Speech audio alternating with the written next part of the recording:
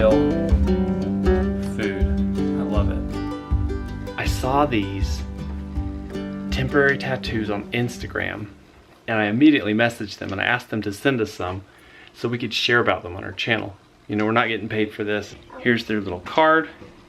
It says, temporary tattoos promoting healthy food and farming. And 10% of sales go to fund sustainable farming and healthy food projects. Fun for your skin, good for your kin. You guys need to check out Tater Tats. They're a lot of fun and they're really, really beautiful and you're supporting a good cause. What I wanted to talk about today is something that, whoo, the lights out here is weird. So Tater Tats are a lot of fun.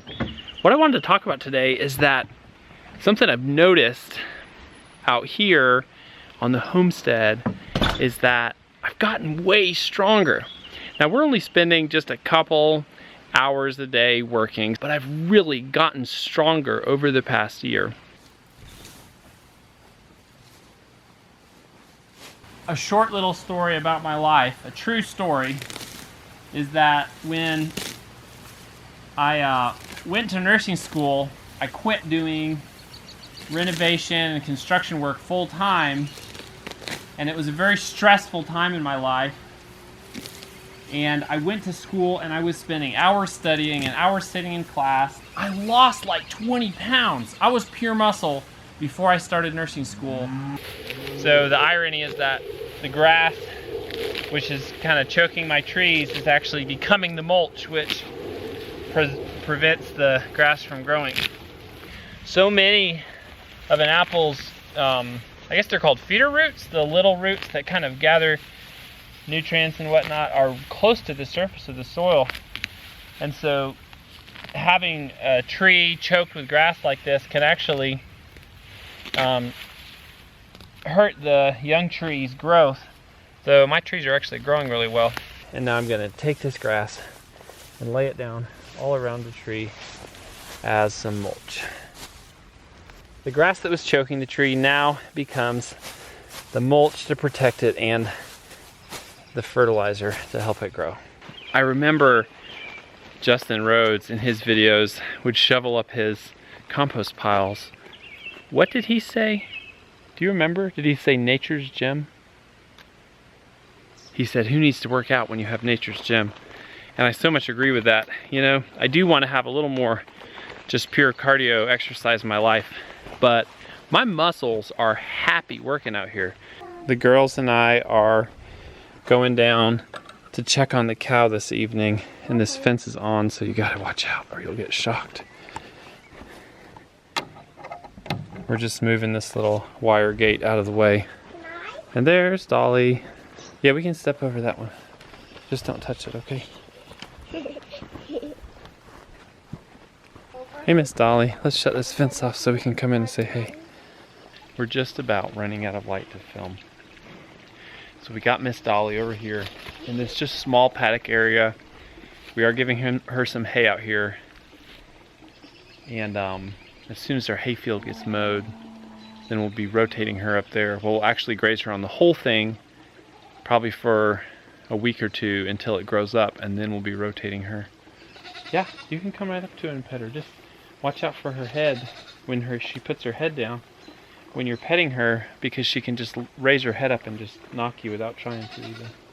Don't let her step on your feet because that will hurt.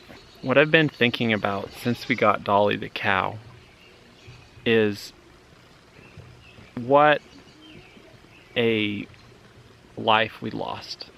We lost a whole lifestyle.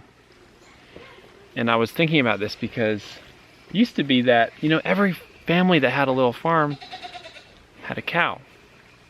And it was a centerpiece of the family farm. But I realized that Dolly is probably the only milk cow that will be milked by a family within probably 5 or 10 miles is my guess. And we're out here in old historical farming country.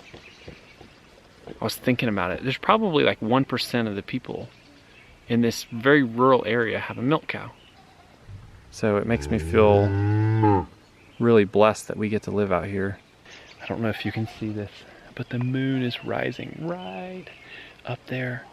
Why did we leave this behind? I know it was so many different factors and so many different reasons, and it was different for each generation. It happened over multiple generations.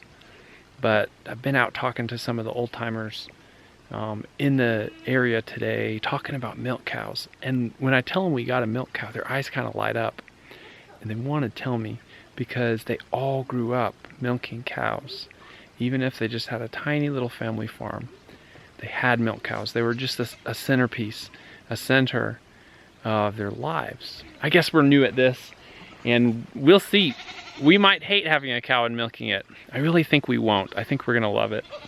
It's gonna be a lot of work, but it's gonna pay off in more ways than just having an abundance of really good dairy. Joyful was just over here at the barn trying to drag Coco the goat out to meet the cow. She said, but she's part of our family now. They have to meet.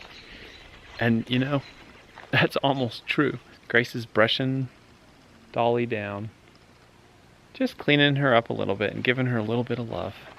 There's the moon now. The moon's up above the ridge. And it's so beautiful. This was definitely another great day on the homestead. It's kind of a short video. Hope y'all enjoyed it. Y'all have a great night. And don't forget to tell your friends about our channel, because we're trying to grow so we can spend more time working here on the homestead, doing projects, making great videos, and living the life that we want to live.